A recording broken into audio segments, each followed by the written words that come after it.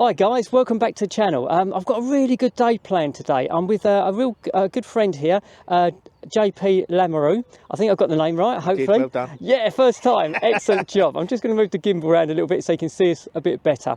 And we're at a fantastic place called Abberton Reservoir. And excuse a noise of the traffic in the background. If they keep coming across like this, I'm going to start swearing, so fingers crossed. Don't do that. No, I won't do that. But we've got another couple of cars coming through. I'll let them go and then we'll talk about what we're going to do today.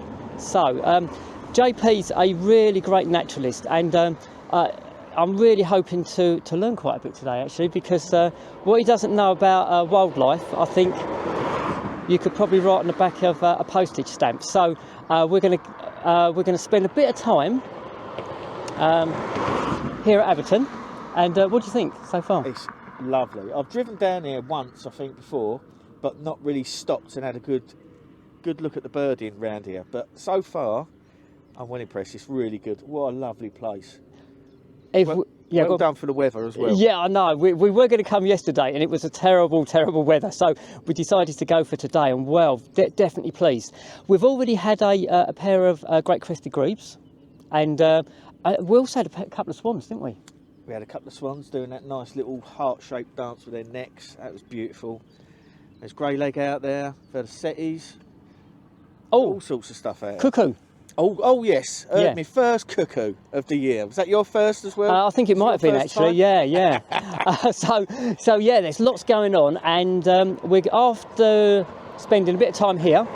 We're going to go to a place called Fingringhoe, Wick, and maybe do a few waders in the afternoon, and then we're going to look out for buzzards and red kites as well, because there's a lot of them around. So yeah. Happy days. Pretty good, eh? Yellow wagtails. Oh, yellow wagtails. Yeah, we're going to have a look for them next, and also this afternoon. So hope we have a good day, JP, yeah? I'm sure we will, mate. Yeah, looking good. Right, we'll speak to you soon. Happy days. I absolutely love this time of year in the world of wildlife. There's so much going on, there's so much energy, so much behaviour to watch. Animals are getting ready to nest, they're holding territories, they're getting ready to mate. And great crested grebes are fantastic. They have a really interesting mating ritual or dance. And they dive down and get some weed, and then they come really up high, right up onto their feet. And then they flap their wings and dance towards each other, and then they exchange the weeds, and it's part of that ritual that they use to bond as a pair. Now, we didn't see it on the day we were out at Abberton, but I have seen it in the past, and it's a really great thing to witness. But as you can see, the grebes are getting ready to nest, the female's on the nest, and I think it's remarkable that there are so many great crested grebes around. You can find them on lakes and reservoirs throughout the UK. But that wasn't always the case. The great crested grebes were nearly driven to extinction during the Victorian times, because their feathers were used in hats for decoration and other fashion items, and they were driven almost to the point of extinction. But a lady called Emily Williamson founded the Society for the Protection of Birds, and they fought to save the great crested grebes and other water birds that had, really brightly coloured plumage. And that organisation became the RSPB. So the great crested grebes were saved from extinction by that organisation, and the RSPB is doing great work up until the present day to save wildlife across the board. Now, also, it's not just the grebes that are nesting. At Abberton, we've got cormorants that are nesting, herons, little egrets, and then later on, late spring, hopefully there'll be spoonbills come back. So there's a super amount to photograph here. It's a really interesting time of year.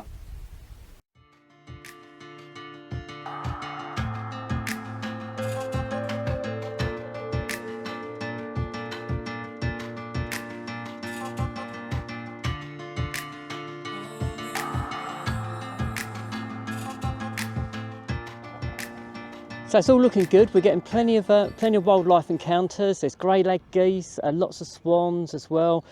Just seen, I think, a little egret go past, and we're keeping an eye out for the grebes. And I'll just spin you around to show you where we're photographing actually.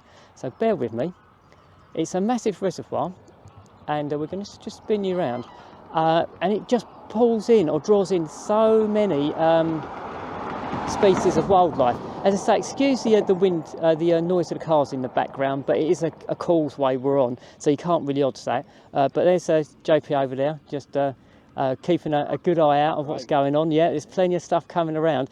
It's one of those situations, really, actually, where you don't quite know when to leave, you know, because there are other things we want to do, but there's loads going on, so we'll just have to sort of make a decision at some time in the near future. I've seen a couple of little chaffinches as well on the post, so yeah, all good really. Yeah, speak to you soon, guys.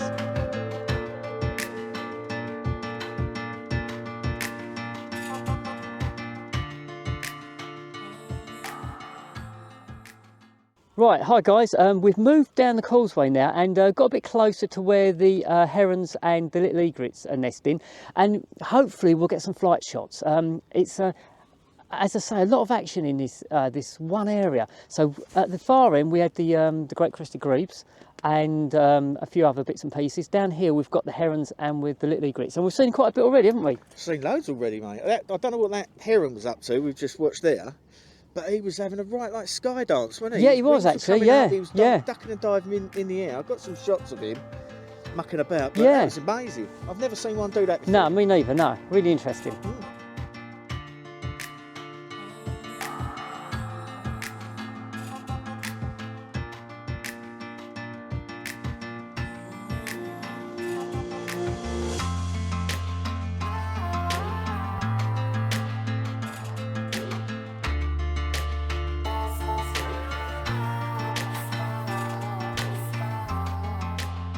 We've moved on and we're looking for the yellow wagtails now, and JP has just spotted one, and I think you got a picture of one's bum actually, didn't you? I did get a bum shot. Got a bum shot, but we've seen the yellow wagtails and we're just hoping that they pop up. Now the thing is, and I'll spin you around in a minute, they're normally in the field sort of in front of me, but it's a lot more successful when there's sheep in that field and the sheep are close to you, because these wagtails, they eat insects, and there's a load of insects around the sheep. So what we're hoping for is there's a sheep. What's the single sheep called? Is it still called a sheep? It's still called a sheep. Yeah. Right. Okay. There's a sheep in the background, so we're hoping it's going to come a bit closer. But we've seen it on the top of the farm buildings. There's been a couple of yellow wags, and there was one on the fence. But so it's going to be one of those things where I think we're going to need a bit of luck actually, because we could do with that sheep being a bit closer to us, couldn't we? Really? Could do, yeah. Yeah. But fingers crossed. So I'll spin you around quickly, and you can see what I'm talking about. So there's the farm building. Now we're on the top of the roof, actually, in the farm building in the background, and right over in the background over there's the sheep, or whatever one sheep is called. So we're just going to have to be patient. Actually, and there's a few sheep in there. There's a few sheep in there. That's good. There's sheep in there. Right, there's sheep in there. So we're going to have to be patient, and we'll see if any pop up. But there's also good opportunities for skylarks around here. And the last time I was here, there was a few linnets as well. So small birds. And then over that side, you've got the rest of the reservoir. So there's also a little viewing platform that we might go and have a look at. So yeah, we'll speak to you soon, guys. We got a few shots of the yellow wagtail, but to be honest, they weren't great. They were a bit distant, and also at this location, the light's in the wrong place because the wagtails were backlit. And with this sort of bird, you sort of want the light shining on them. But this was always going to be a quick stop off just to see if they were around. And we were planning to come back in the afternoon. And the afternoon, I got some really nice shots of the wagtails. They were much, much better than these ones. So it was really great.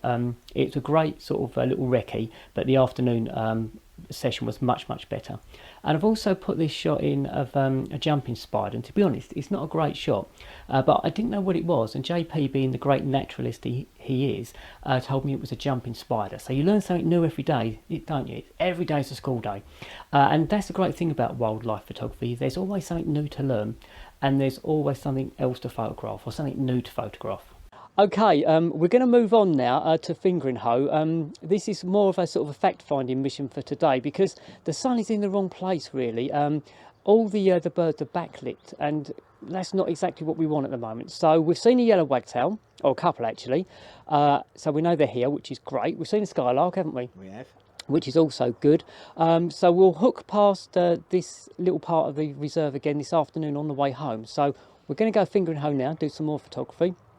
And then we'll hook past and come here again when the light's in the right position. But while I'm on the you know, while I'm on camera here, I just wanted to mention JP's got a fantastic YouTube channel, and I'll put a link in the description below. There's loads of wildlife, there's lots of travel, and as I say, from a wildlife, you know, knowledge point of view, naturalist, really, really good. So I'm sure you'll learn loads, as well as have a, you know, a really good experience watching the videos. So I'll put a link in the channel below. No worries. So we're going to shut up now, and we're going to get in the car and go to Fingringhoe. So speak to you soon, guys.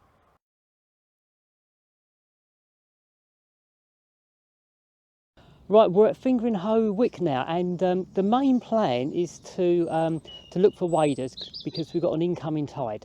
I'll spin around so you can see JP's with me still, but we're having just a look along this area. It's basically called Adder Alley, and it's a great place for adders, but it's a little bit too late in the morning, really, I think, isn't it? You know? Yeah, I'd say so. Mate. They'd be underneath these patches and the tint. They've got sheets of corrugated iron that they lay out so they can go under and bath and like heat up underneath them. And this is the sort of time of the day that they do that.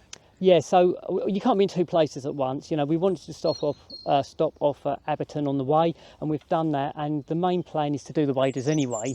It would be just a nice bonus if we could see an adder as well. I've got footage from here from previous years, so I might just stick a little bit of footage up just to show you what you can get from this area. You know, at least I'll see them then. Yeah, I might do that. Yeah, but it's definitely worth one. It's definitely one of those areas where it's worth coming back first thing in the morning. On a still sunny day, and they get out and I'll just spin you around, and you can see, if I just spin the camera around, you've got this bank here, and that catches the early morning sun, so it's a great place for the adders to bask and warm up. So that's the sort of areas we're looking for, isn't it, really? You know, when you're sort of, it's great. yeah, when you're looking for sort of reptiles and stuff like that, because obviously they're cold-blooded animals. So what we're going to do, I think, is we'll have a walk down to the estuary, shall we? Get ready, because as I say, we've got an incoming tide, and as we all know, tide waits for no man or woman. Exactly. So we've got to get down there and get in position, and hopefully that incoming tide will push in some waders for us. Let's keep our Fingers crossed. Yeah, absolutely. So yeah, see you soon, guys.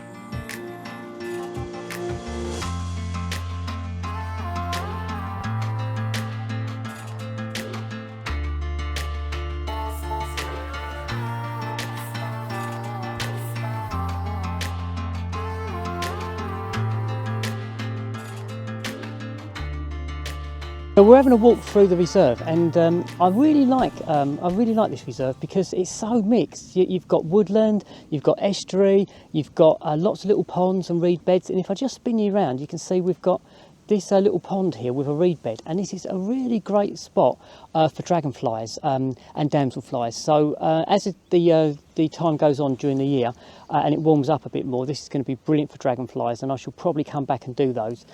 We've already seen though, what was it, a peacock, wasn't it? Peacock, yeah. Peacock butterfly. So we've got pictures of the peacock butterfly. So that's really good as well. And we're slowly making our way down to the estuary, but it's hard because there's stuff to photograph all the time, isn't there? Stopping, going, oh, yeah, it keeps stopping. There, So we're going to crack on now, get down to the estuary, because the tide, as I say, is coming in, and we really do need to get there before we've got too much water. So fingers crossed, eh? We need blinkers. Yeah, we need blinkers. We're going to keep going now. So yeah, we'll see you soon, guys.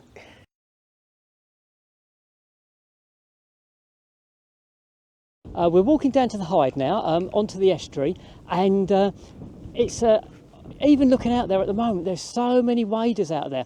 JP's ahead of me, so I'm just going to spin you round, and you can see the estuary, and you'll see JP probably walking off into the distance. So we've got a huge area of mudflats, and I'll just pan the camera around a little bit. We'll pan the other way. And what's going to happen is, as the tide rises, it's going to push the waders into closer to the Hyde. And there's a lot of birds out there at the moment. They're feeding on this really thick sort of estuary mud. So the Hyde it butts out into the actual estuary really. So it's a good spot. There's windows on both sides and at the front. So all in all, I think we're going to settle down here for a couple of hours and just wait and see what comes in. But there's a lot of waders there, so this should be a good couple of hours, I think. we're just about to go into the hide now. Don't think we're going to vlog from the hide because it looks like there's other people in there, and it's just a bit distracting. Plus the fact I suppose we ought to really concentrate on the photography as well, because you do miss. Get a bit done today. Yeah, you do miss stuff when you're vlogging, and that's always a balance between the photographs, having fun and vlogging. Yeah, exactly. Yeah, so we're definitely not. I'm definitely not going to vlog from inside the hide, but the tide's coming in, and I think it's all good.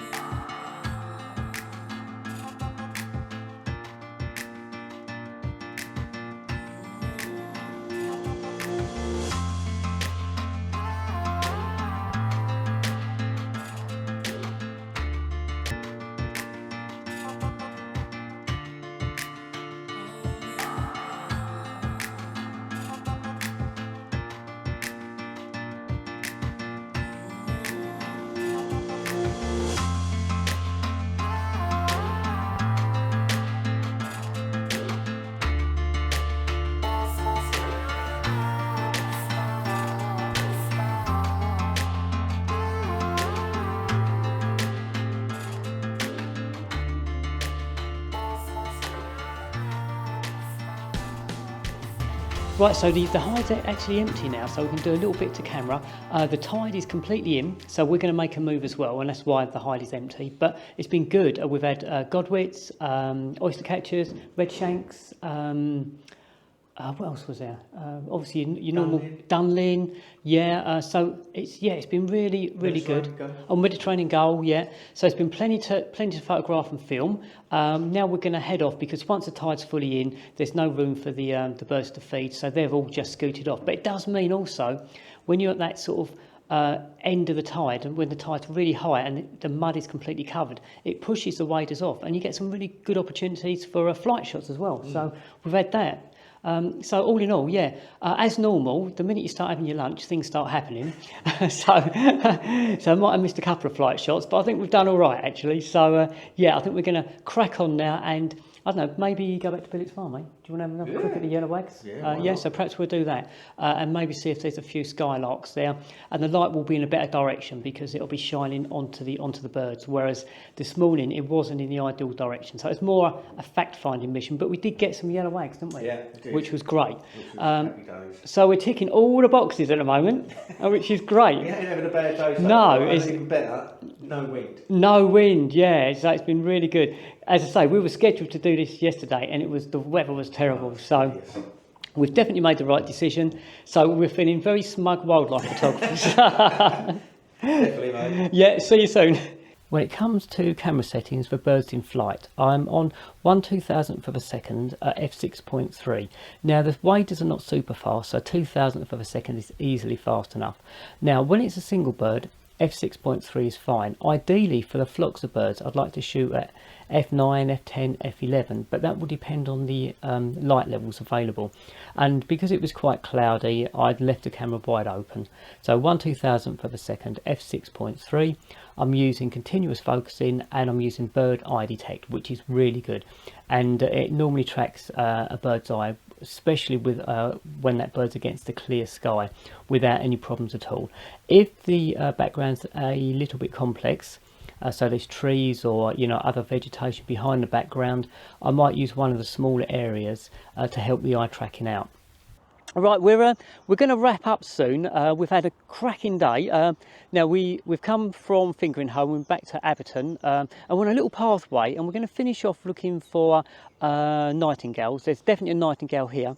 Not sure we're going to see it, but to be honest, it doesn't matter because on the way back from Fingringhoe, we dropped into Billet's Farm again, and I don't know, we saw about 25 yellow wagtails. Had to be 25, definitely. Oh, it was just fantastic, and it was one of those situations where it all happened because not only did we have the wagtails, a kestrel. We saw a kestrel on a kill, and then a red kite come over really close, scared the kestrel off.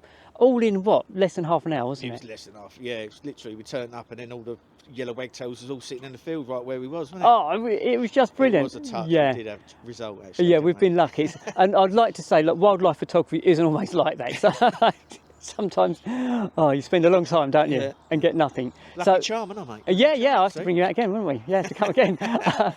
No, we had a cracking day. I really enjoyed it. I hope you've enjoyed watching this video, you know, with me and JP. As I say, I'm going to put a link to JP's channel in the description below. Check it out. It's a brilliant channel, great naturalist.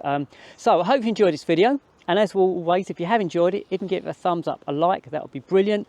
And if you haven't already subscribed, if you can consider subscribing, that would also be superb. And then last but not least, if you do subscribe, if you press the little bell icon, hopefully you'll be notified when my next video is uploaded. So, bye from me. Bye from me. Look after yourself, guys, and I'll see you on the next video. Take care. Take care indeed. So, speak to you soon. Bye for now. We made our way back to Billet's farm, and as we were walking up the track, we saw a kestrel, and it was on a kill. Now, we couldn't see the kill, but we watched it feed and got some lovely pictures. And then all of a sudden, a male Marsh Harrier came flying in, and it was really low. So we swung the cameras around and got some great pictures of this male Marsh Harrier. And it got closer and closer. And then as it got closer to the kestrel, it spooked the kestrel. And that kestrel flew up and landed on the post. We swung the cameras around again, and we got some pictures and a little bit of footage of the kestrel. It was having a bit of a clean and a bit of a preen, and then the kestrel flew off. Now, we then made our way up to the hide, but on the way up to the hide, we spotted a couple of yellow wagtails just on the fence. So a couple of pictures there.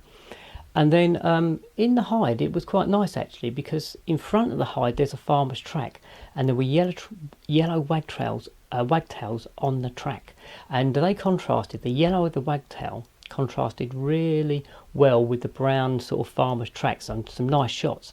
And then a couple of the wagtails flew off, and I've got some cracking action shots of those wagtails. Really nice to see.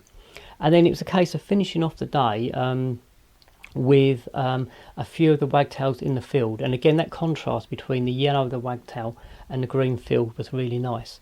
Now incidentally, the taking off shots, I was on 1/2500th of a second, but those birds are so quick I could have done with a slightly faster shutter speed. I just about got away with it, and the pictures are nice.